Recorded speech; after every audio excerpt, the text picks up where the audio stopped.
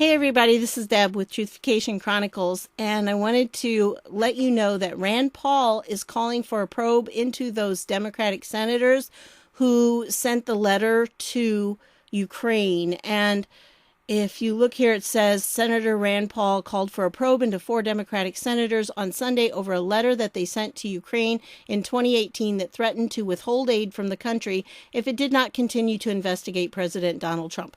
That's not exactly accurate, okay? We're going to read the letter. It's not real long.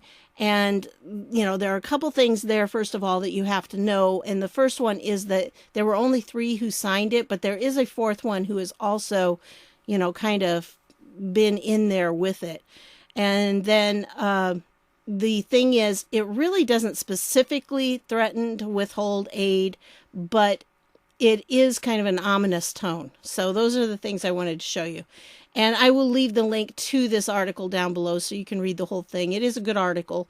But anyway, let's go here. May 4th of 2018, and this is from the United States Senate, not on behalf of all the Senate, but from their position as senators. And it goes to Yuri Lutsenko, and he was, at the time, the general prosecutor. Now, the general prosecutor is like our attorney general, so the top law person in the country.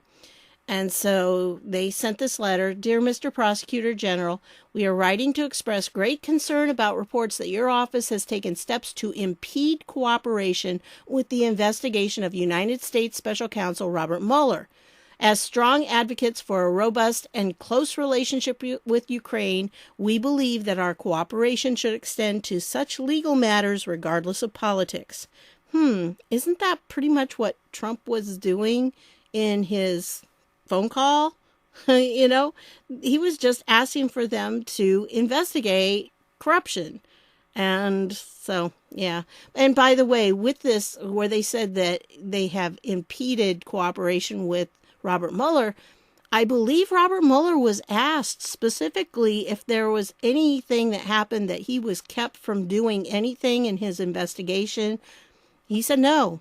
So, I don't think that's corroborated. But, of course, this came out long before Mueller finished his investigation. And I put investigation in quotes, okay?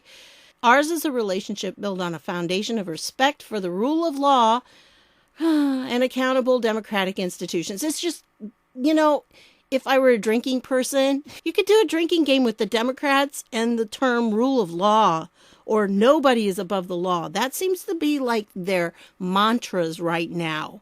And the funny thing is, they are touting the rule of law, and yet they're not following the rule of law when it comes to how they're handling this whole impeachment inquiry thing. They're not following the rules, the law, and they're not giving due process to the accused person. The accused person's not allowed to face their accuser, and all of these things they're being denied, so they're not following the rule of law. And of course, then there's the whole thing of them wanting everyone and his brother and sister and everybody else to come across the border illegally. And then of course there's the whole sanctuary city thing. They don't care about the rule of law because they want all these exceptions as long as it works for them. They sure don't want any exceptions that work for the Republicans. But anyway, so just had to say that there.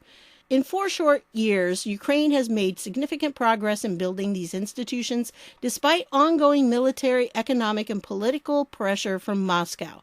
We have supported that capacity building process and are disappointed that some in Kiev appear to have cast aside these principles in order to avoid the ire of President Trump.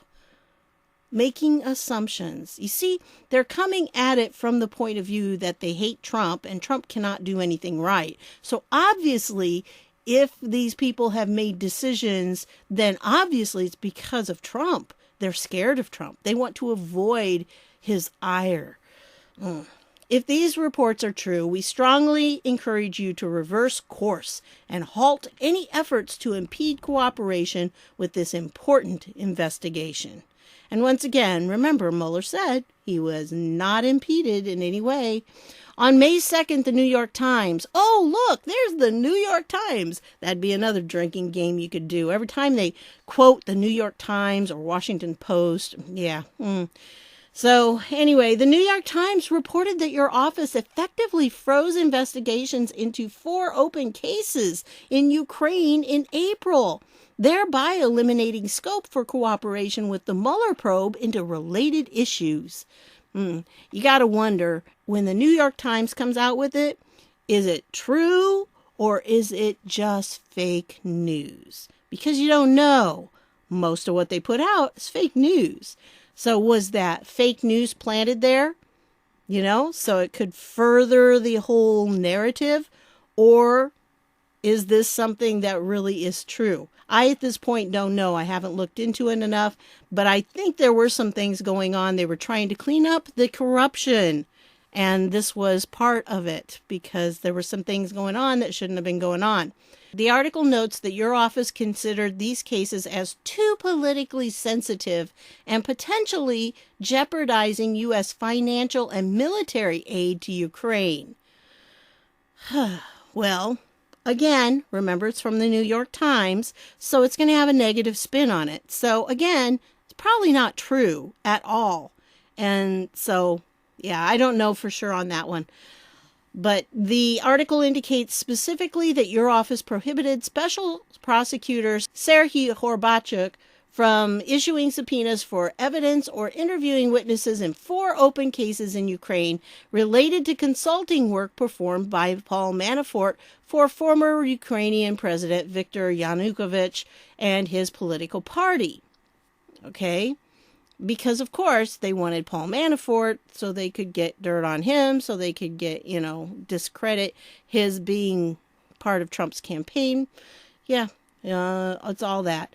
This investigation not only has implications for the Mueller probe, but also speaks to critically important investigations into the corrupt practices of the Yanukovych administration, which stole millions of dollars from the people of Ukraine. And this was part of it. They were trying to get to the corruption of their own people.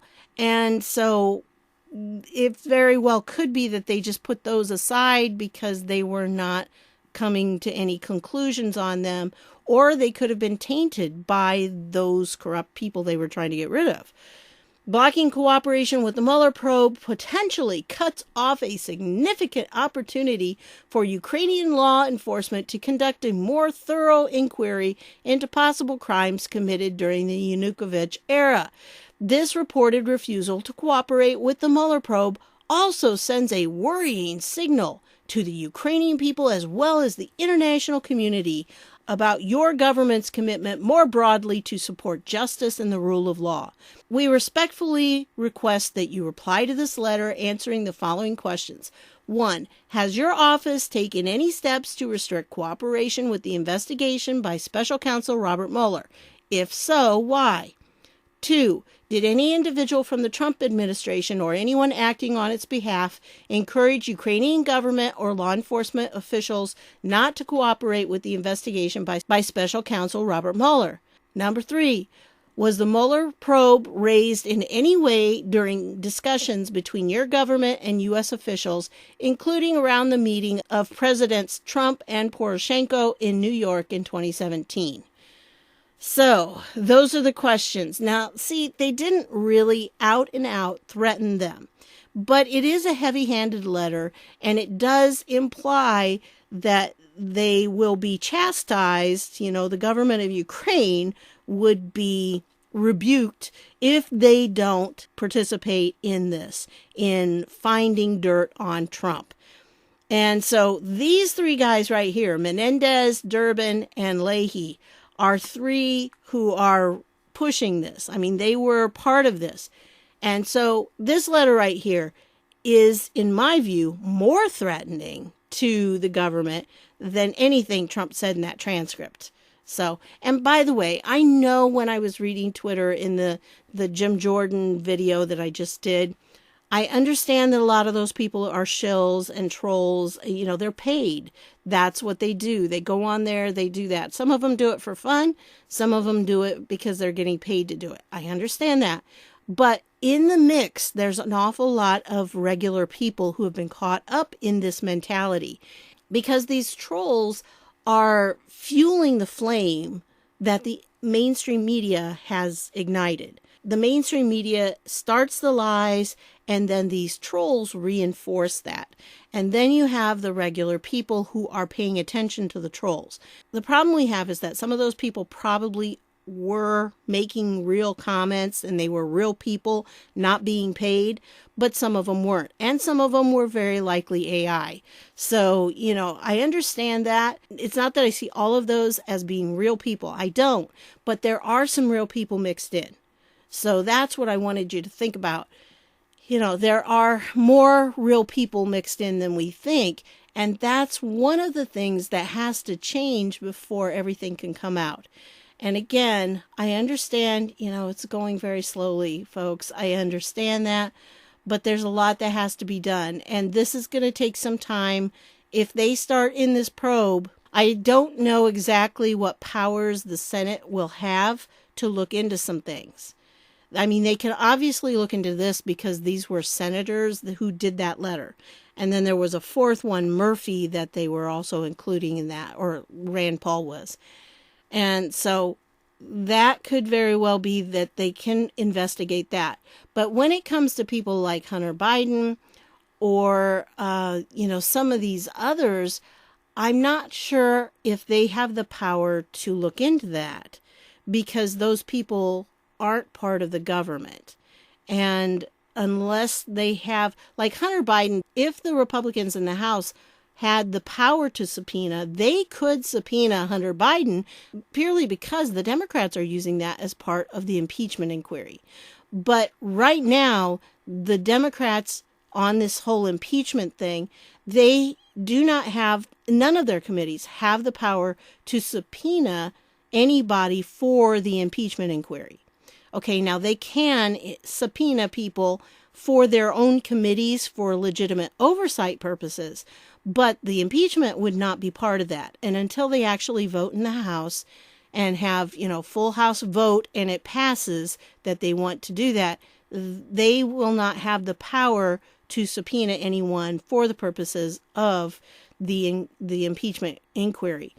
No matter how they're saying this, in the documents. And if you've, been with me as I go through these documents, they make it sound like they are subpoenaing people, but they're not. Those letters have no validity to them. And that's what I covered in the Mike Pompeo one, because Pompeo, in his letter, he put down the legitimate reasons why, they can't subpoena anyone for the impeachment inquiry right now until they take that vote in the full House. So anyway, that's what I've got for you on this one. I just want to thank you for stopping by, and I'll see y'all later.